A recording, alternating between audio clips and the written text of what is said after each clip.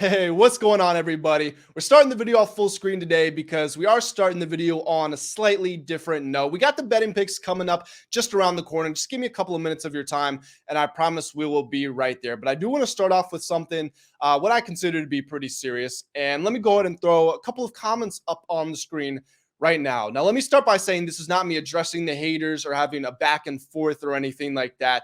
That's not what this is about. Now, both of these comments were left by somebody named Scott on my last couple of videos. Evidently, Scott is not my biggest fan, and that's okay. I don't have to be everybody's cup of tea. Not everybody is my cup of tea. Everybody has their personal preferences. What I want to say is that these types of comments don't affect me. They don't make my confidence waver. They don't make me feel bad about myself. But there was a time in my life where they would have. And there are people out there that will read these comments and be affected, and people that do read these comments and already have been affected.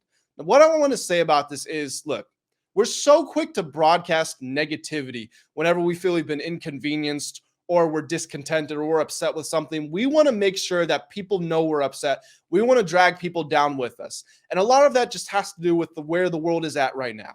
I mean, if you open up social media, you open up Instagram, Snapchat, Facebook, and you're scrolling down your timeline, you're going to see pictures and texts and posts of people living their absolute best lives. I mean, think about it. Do you post yourself when you're at your worst? No. So you can be having a completely average day. But if you open up Instagram and you see 100 people out there on vacation, or they just bought a new car, they just got married, you start to think to yourself, why is everybody always seeming to be so happy and having such special days? Am I not worthy of that? Why isn't my day-to-day life? Why doesn't it look like this? You start to feel worse about yourself. Or maybe it's not the people you know, but it's celebrities. You're obsessed with celebrity culture, and you start to think, why can they afford these things that I can't? Why my life is worse because I don't drive as nice of a car as this person does.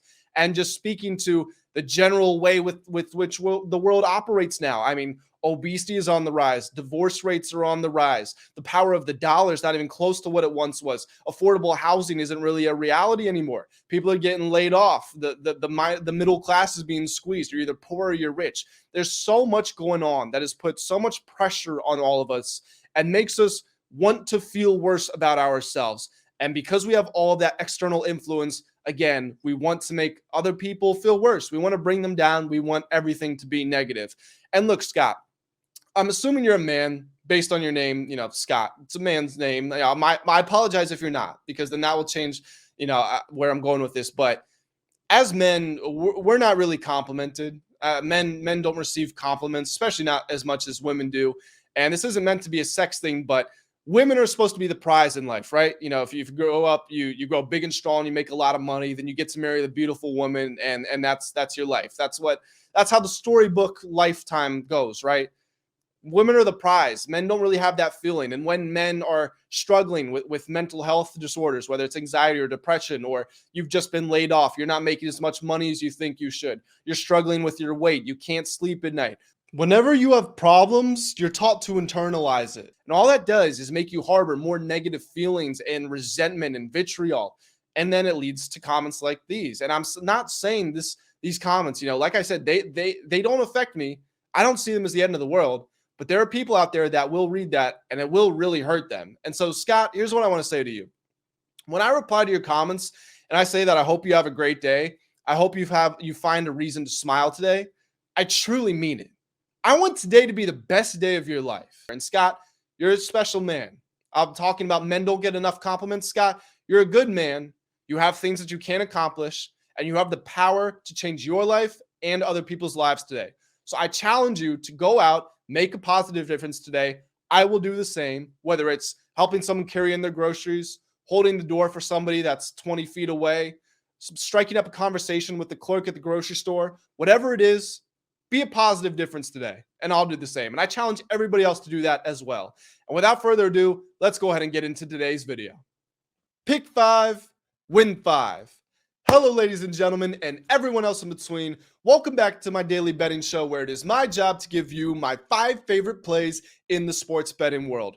We're coming off of a 3-1 day yesterday. Told you I was feeling pretty confident about those picks. Now, 3-1, why is that? Well, one of the games got rained out, and you know what? It's back on today's bet slip, so we're going to talk about it more later on. The one loss we did have was the Atlanta Braves, had them on the run line. They lost 10-4 to the New York Mets, which I didn't see coming. Now, I will say many of you, or certainly at least some of you, probably had this bet voided. Bryce Elder was supposed to start the game. They ended up scratching him for a rookie who was making his third appearance in the major leagues. I left a pinned comment on my video. I said, update, Elder has been scratched, blah, blah, blah.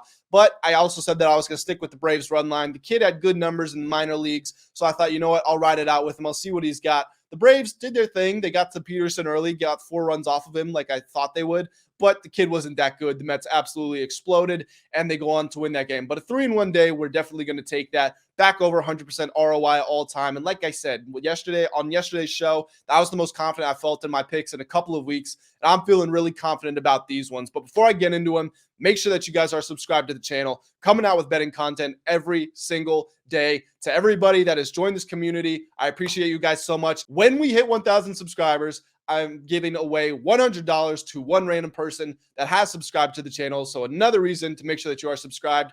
And without further ado, let's go ahead and jump right into the picks. My first pick of the day, I'm taking the under of 8.5 in the Orioles-Blue Jays matchup. Now, the reason that I like this under here is Grayson Rodriguez is on the mound for the Orioles. He's 3-3 with a 5.44 ERA and a 1.41 WHIP, going against Yusei Kikuchi of the Blue Jays, who is 9-4 with a 3.44 ERA and a 1.21 WHIP. Now, Kikuchi has been on fire this month, giving up no more than 1 earned run in 6 straight starts. Got a 1.42 ERA this month. And Rodriguez, his numbers aren't that great. I mean, a 5.44 ERA won't get the job done. But here's the thing. He was demoted back to the minor leagues a couple of months ago. Ever since he's been back, he's had 6 starts, and he's got himself a 3.07 ERA during that time. And I believe he's not given up more than 3 earned runs. No, he's given up more than 3 earned runs one time. So 5 of 6, he's kept it to 3 earned runs or fewer. So he's been really good. The Orioles are 11th in scoring over the last 30 days. The Blue Jays are 18th. You average that out, comes to just about league average. The bullpens rank 4th and 6th in ERA across the last month of play. The Orioles had been trending under recently until they played the Athletics. They dominated that series. They damn near cashed the over by themselves in every game. But, again, they were trending under until that happened. And then the Blue Jays, I'm not sure. I don't know this, but I would imagine the Blue Jays have been trending under more than any team in the league. Right now, they're on a streak where the under is 31-13. So in other words, the Blue Jays have gone under in 31 of their last 44. That's an enormous sample size. And you know what? We're going to take the under here to start the day off. My second pick, this is a big plus money pick we're going for. I'm taking the Nationals money line, about plus 164 at the time I'm recording this, versus the New York Yankees. Now, let me say right now, safer plays Nationals plus 1.5. If you are risk averse, please take Nationals plus 1.5, but I'm going with the money line. Josiah Gray on the bump for the Nats here. He's 7-10 with a 3.96 ERA and a 1.47 WHIP, going against Carlos Rodon of the Yankees, who's 1-4 with a 7.33 ERA and a 1.52 WHIP. Now, Gray has been bad in all 3 of his starts this month. I know. Trust me, I know. But he's had a pretty impressive season, and Rodon has not. Now, it's been a short season, started late because of injury, but he's given up 4+ earned runs in 4 of his 6 starts, and he's already given up 8 home runs in just 27 innings. 8 home runs in 27 innings. That's more than a home run every 4 innings, which is pretty ridiculous. Now the Nationals don't have the most slugging potential in the league. And I'm actually looking this up as we speak right now. So give me just one moment here. I want to see where the Nationals are as far as home runs go. Yeah, so the one weakness in their game, because they're 7th in scoring over the last 30 days, the one weakness they do have is home runs. So maybe that matchup, it's going to be that battle is, are they going to be able to hit home runs or not? I feel like that's going to go a long way to determining the final score here. But the one thing's for sure, the Nationals have been playing better baseball than the Yankees have. They're 21-14 since the All-Star break. They've won 7 of their last 9 games. The Yankees are the 3rd lowest scoring team since the All-Star break, and they've lost 8 straight. I'm taking the Nationals here. Like I said, go plus 1.5 if you want to be safe, but I like the Nationals money line. I think they get it done. My third pick, I'm taking the Pirates money line versus the St. Louis Cardinals.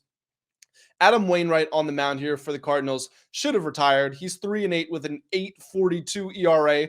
And hold your breath, a 2.01 whip. A 2.01 whip. He's given up more than two walks and hits per inning. I never can't remember seeing something like that. Going against Johan Oviedo of the Pirates, who's 6-13 with a 4.55 ERA and a 1.34 whip. Wainwright has a 16.2 ERA this month. He's given up 3+ earned runs in 14 of his 16 starts this season. I don't care how bad Oviedo is because he's not good. He's terrible, but he's got a 4.30 ERA this month, which is 12 points lower than what Wainwright has. The Cardinals' offensive hot streak is well over. They're averaging just 2.6 runs per game over their last 5 outings. They're 21st in scoring over the last 30 days, I believe. The Pirates won yesterday 11-1. The Pirates bullpen is also actually league average, whereas the Cardinals are just outside the top 10, or the bottom 10. I'm not saying the Pirates are a good team, but I'm fading the Cardinals here, especially with Wainwright on the mound. Pirates money line, that's my third pick. My fourth pick, I'm taking the over of 8.5 runs in the Red Sox-Astros matchup. Justin Verlander on the mound for the Astros. He is 8-6 with a 3.36 ERA and a 1.19 whip. Going against Tanner Houck of the Red Sox, who's 3-6 with a 5.05 ERA and a 1.26 whip. Now, Verlander has not been as amazing as you would have hoped for if you're an Astros fan since he made his return to the team where he won a couple of World Series. Only got a 4.50 ERA in 3 starts. One of those was at home, one of the 3. He gave up 3 earned runs in 6 innings. So the fact this game is in Houston, we don't really have a sample to tell us that he's going to turn things around so far. And then Houck, he was good in his last start. He's got a 4.20 ERA this month. He's not that amazing. Now, I was talking yesterday about the Red Sox offense being better on the road than it is at home, which obviously would help us cash this over. But they scored 4 runs yesterday. If that happens again today, all you need is for the Astros to score 5 runs for the over to hit. And if you look at what the Astros have done over the last 30 days, they're averaging close to 6 runs per game. So you just got to ask them to have an average output, and this over would cash. Now, I would say the Astros are my pick on the money line if I had to take one, but I'm not confident enough in them to cover the run line. And when you're looking at the value of things, the Astros about -160, -165 on the money line. And then you have the over here at -114. I have it written down at. There's more value on the over, and I think it's just as likely to hit. The Astros have hit the over in 10 of the last 15 games. The Red Sox have hit the over in 5 straight. We're going over in this one. I don't know what to say. We are going over 8.5 runs for our 4th pick of the show. This has been a quick one, and it's going to get even quicker because we're talking about a pick that I took yesterday. Guys, before I do give it to you, though, make sure that you are subscribed to the channel. Like I said earlier, that pick was the Cincinnati Reds money line versus the Los Angeles Angels. I don't want to beat a dead horse because a lot of this information is exactly what I said yesterday, but Graham Ashcraft on the mound for the Reds here. He's 6-8 with a 4.89 ERA and a 1.40 whip. Going against Lucas Giolito of the Angels, who's 7-9 with a 4.44 ERA and a 1.27 whip. Now, Ashcraft in 3 starts this month has a 2.86 ERA. He also had a 1.84 ERA last month, so a nice sustained sample of good play. Giolito, meanwhile, has got a 9.19 ERA this month, has given up at least 3 earned runs in 4 straight starts, and he's only got a 1-3 record since being traded to the Angels. The Angels offense, I know we love Shohei Ohtani, everybody does, but even he can't help them. They rank just 24th in scoring over the last month, and they've been really bad as of late. Now, the Reds haven't been much better on offense, but they have still been better. The Angels hit way worse at home than they do on the road for some reason. They hit 259 on the road, only 241 at home. They also lost in their last game 18-4 to the Tampa Bay Rays. And the Reds bullpen is a full point better than the Angels is over the last month. I'm taking the Reds money line here. Another underdog money line, but I think it's absolutely going to come through for us.